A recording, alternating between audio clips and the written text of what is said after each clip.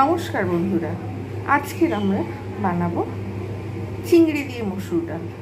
প্রথমে আমি মসুর ডাল নিয়ে নিয়েছি, তারপর আদা রসুন পেস্ট, এখানে নিয়ে নিয়েছি পেঁয়াজ কুচো, এখানে নিয়েছি ধনে গুঁড়ো, জিরে গুঁড়ো, লঙ্কা গুঁড়ো, হলুদ গুঁড়ো, আর এখানে নিয়ে নিয়েছি চিংড়ি। অল্প পরিমাণে চিংড়ি রয়েছে, তাই এই অল্প পরিমাণ চিংড়ি দিয়ে হয়ে যাবে চিংড়ি দিয়ে মসুর ডাল।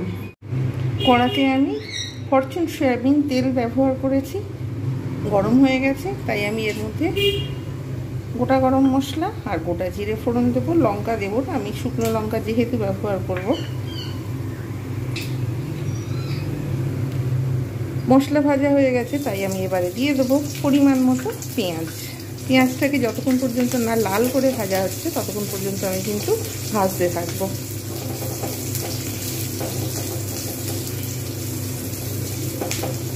যে একটু লাল হয়ে যাবে তখন কিন্তু আমি আর ভাজবো না, তাই আমি লাল হওয়া পর্যন্ত অপেক্ষা করব। একটু জোর আঁচ তুলে দেবো, ভালোভাবে সুন্দরভাবে এটা ভেজে নেব যাতে কাঁচা গন্ধটা চলে যায়। যেহেতু মসুর ডাল এতে দেবো, তাই আমি মসুর ডালের সঙ্গে পেঁয়াজটা দেখবো যে অটোমেটিক্যালি কিন্তু সিদ্ধ হয়ে যাবে। জাস্ট একটু সুন্দরভাবে ভেজে নেওয়া ছাড়া আর কিছু নয়। এইবারে দেখছি সুন্দরভাবে ভাজা হয়ে গেছে, আঁচটা একটু কমিয়ে দেবো, ফুল ছিল। এবার আমি এর মধ্যে দিয়ে দেবো চিংড়িগুলো। অল্প যেহেতু চিংড়ি রয়েছে, তাই অল্প চিংড়ি থাকলে আমি এইরকমভাবে ডাল দিয়ে একটু করে নিই। চিংড়িটা এরকম করে ভেজে নেবো সুন্দরভাবে।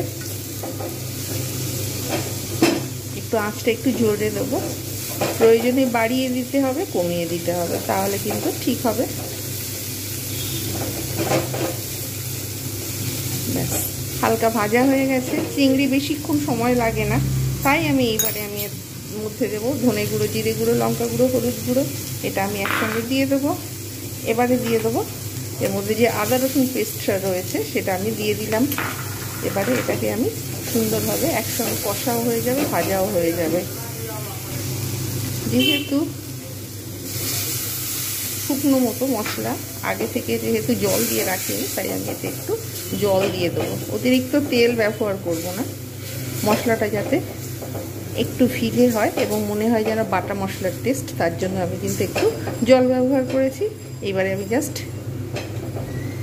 একটু সুন্দরভাবে ভেজে নেব, এতে কিন্তু লবণ ব্যবহার করব না। সুন্দরভাবে কষা হয়ে গেছে মশলার সঙ্গে চিংড়িগুলো, মশলাও দিয়ে দিয়েছি, একটা সুন্দর এর মধ্যে থেকে স্মেল আসছে। এইবারে আমি যে মসুর ডালগুলো রেখে দিয়েছিলাম ধুয়ে ভালো করে জল ঝরিয়ে, সেইটা আমি দিয়ে দেবো এবং দিয়ে আমি মসুর ডালটাও ভালোভাবে আমি এর সঙ্গে মশলার সঙ্গে কষে নেব, যাতে মসুর ডালটা একসঙ্গে কষাও হয়ে যায়, ভাজাও হয়ে যায়। আঁচটা একটু মিডিয়ামেতে রাখবো, মিডিয়াম হাইতে রাখবো, অতিরিক্ত জোরে দেবো না, মশলাগুলো তাহলে পুড়ে যাওয়ার সম্ভাবনা থাকবে। যখন দেখা যাবে যে সুন্দর একটা স্মেল আসছে, তখন কিন্তু আমি এর মধ্যে দিয়ে দেবো পরিমাণ মতো জল।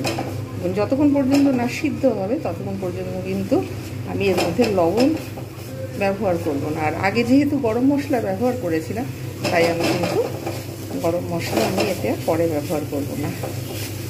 গোটা গরম মশলা একেবারে ফোড়ন দিলে টেস্ট কিন্তু খুব সুন্দর হয়। ভালোভাবে কিন্তু নাড়তে হবে যাতে তলার মশলাটা না ধরে যায়, করে সুন্দরভাবে ভেজে নেবো। অতিরিক্ত আর ভাজবো না, তাহলে কিন্তু মশলা পুড়ে যাবে। তাই আমি একসঙ্গে মশলাটাও কষে নিলাম, সাথে সাথে চিংড়িটাও ভেজে নিলাম, হয়ে গেল। আমি এইবারে এর মধ্যে দিয়ে দেবো পরিমাণ মতো জল।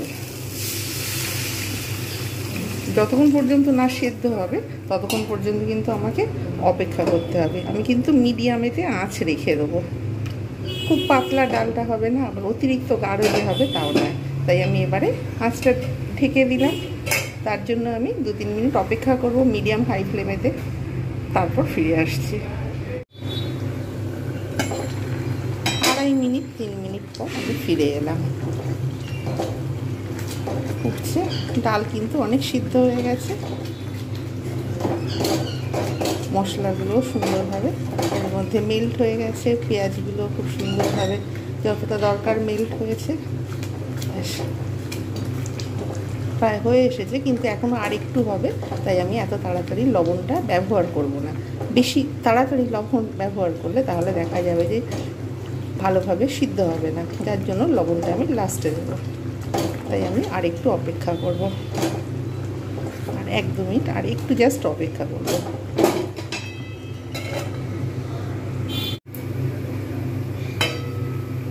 একটু জল দিয়ে বাড়িয়ে দিয়েছি, অতিরিক্ত গাঢ় হয়ে যাবে, সেটা মোটেও ভালো লাগবে না। একদম পাতলাও হবে না, ঠিক এইরকম। ডাল পুরো সুন্দরভাবে সিদ্ধ হয়ে গেছে। এইবারে আমি এর মধ্যে দিয়ে দেবো পরিমাণ মতো লবণ। সুন্দরভাবে একটু ফুটে যাবে, বাস ফুটে গেলে তারপরে আমি সার্ভ করব।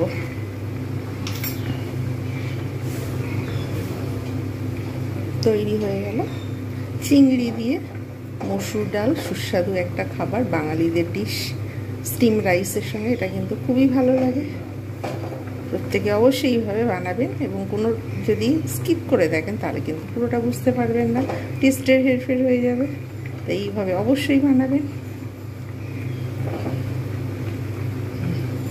এবারে আমি গ্যাসের ফ্লেমটা বন্ধ করে দেবো।